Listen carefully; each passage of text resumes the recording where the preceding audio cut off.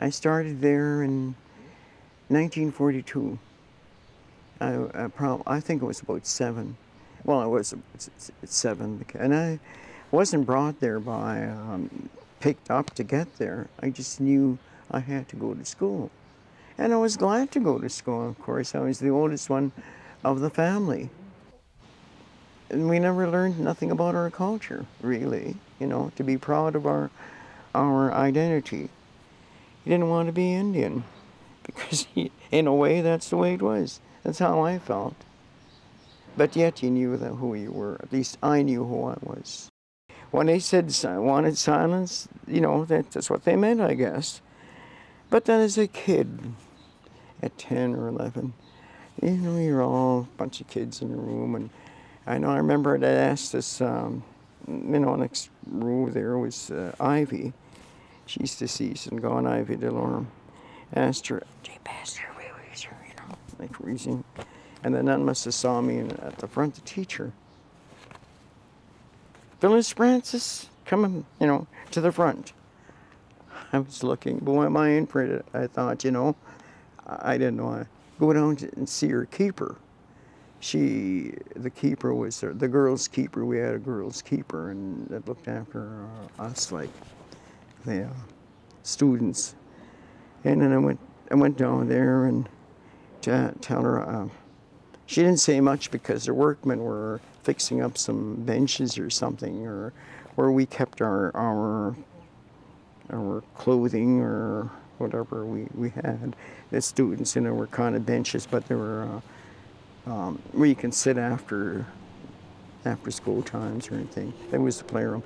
Anyway, she put the big thick strap underneath her apron. She brought that up, and I'm looking like this when I go there, and she calls me there, and the strapping came from this hand, here, you know, it's right here and here. And I tried to be tough, like I just thought I could take it. And the other one, and so she hit herself, hit my hand, but hit herself. And her rosary they wore their habits. She then, you know, already, I mean, always at that time. Anyway, she had her rosary went flying all over the floor. This rosary did, and I think she just like she got the message or something. I don't know. And anyway, the kids were crying, you know, because they saw me getting this strapping. Anyway, I dealt with it. I cried, yeah, by then. And not only that wasn't enough punishment. Had to sit in the middle of the floor while it was recess time for a couple of days anyway. Sat there in the middle of the floor and the kids were playing. Well, I felt so hurt, so humiliated, just like I really was bad. You know, that because I really didn't do anything, but when they said silence, I spoke, and you're a kid, you know, I didn't think of that as in a way that's brought back memories.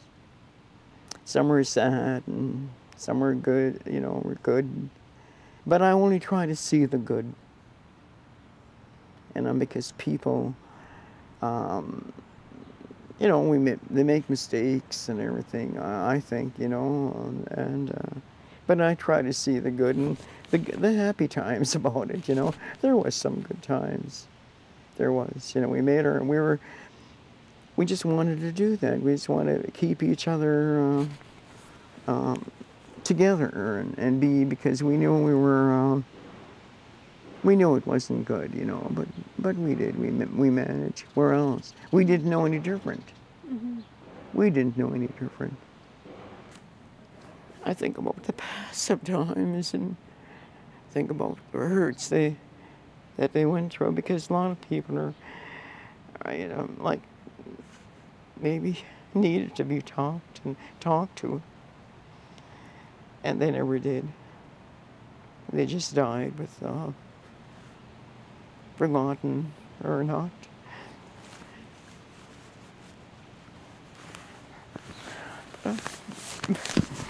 I've not forgotten. Hush, little baby, close your eyes. I know it could be improved. And we just have to speak up on it. And we just have to do it. I'm very proud of Cadmus Delorme. Really, I really am. But we need him. You know, I know someone said, well, he could be getting into other things like in the, you know, elected and running as good as any, like, you know, be liberal, be social, conservative or whatever, or the NDP or something, you know, whatever. But no, I don't think so. I think we need him, somebody like him, as a chief. Our chiefs are young people, and they're good. All our young generation are. All of them. Like, what am I? I'm nothing. Me, I didn't, you know. But we're just elders. But we can help out by supporting them, by telling them to go on and move on. We are going to get on. We are more so than ever. I really believe that, because they're going to listen now. It's not going to happen anymore. Our kids are too smart. They see that.